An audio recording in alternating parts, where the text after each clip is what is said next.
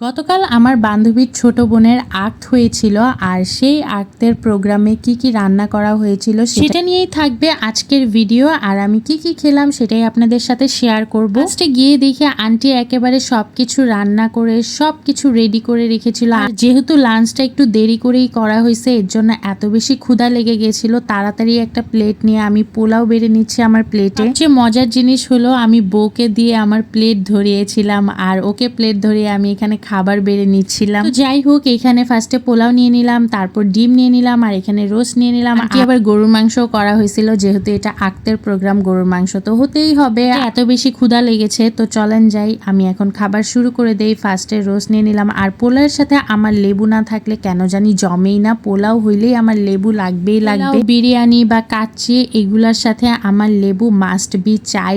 এখানে আমি রোস্ট দিয়ে খাওয়া শুরু করলাম আর রোস্টটা অনেক বেশি মজা হয়েছে। তারপর এখানে ডিম নিয়ে নিলাম। ডিম আমি অতটা বেশি পছন্দ করি না, বাট যখন যেখানে ডিম থাকে আমি খাই। এরপর নিয়ে নিলাম সব থেকে আমার ফেভারিট জিনিস মাছ ভাজা। আপনারা যারা যারা আমার ভিডিও দেখেন তারা সবাই জানেন যে আমার মাছ ভাজা কত বেশি পছন্দ। খাবারগুলাই আন্টি বাসায় একেবারে রান্না করেছে, কোনো কিছু বাবুর্চি দিয়ে করানো হয় না। এটা যেহেতু আক্তের একটা প্রোগ্রাম, ঘরে জাস্ট তারা কবুল বলবে, এছাড়া আর কিছুই নেই। তাই আন্টি ছোটখাটো একটা আয়োজন করেছিল যেখানে আন্টি সবকিছু রান্না করেছে। সামনে প্রোগ্রাম হবে, ওর বিয়ের প্রোগ্রাম হবে, সবকিছুর প্রোগ্রাম হবে। সেইগুলার ব্লগ যদি দেখতে চান অবশ্যই আমার পেজকে ফলো দিয়ে পাশে থাকবেন। টু দা খাবারের পার্ট, খাবার নিয়ে এখন আবার কথা বলি। আর এখানে আমি নিয়ে নিলাম গরুর মাংস। আপনারা জানেন যে আমার গরুর মাংস কি পরিমাণ পছন্দ। রান্না কিন্তু একেবারে মারাত্মক লেভেলের মজা হয়েছিল। পোলাও মাংস খাবো আর কোক খাবো না, এটা কি করে হয়? তাই এখানে কোকও নিয়ে নিলাম আমি। পাশে বসে বসে কিন্তু বউ খাচ্ছিল আর এখানে আন্টি আমাকে ভাত দিয়ে দিয়েছিল। আর আন্টি এখানে বুটের ডাল রান্না করেছিল গরুর মাংস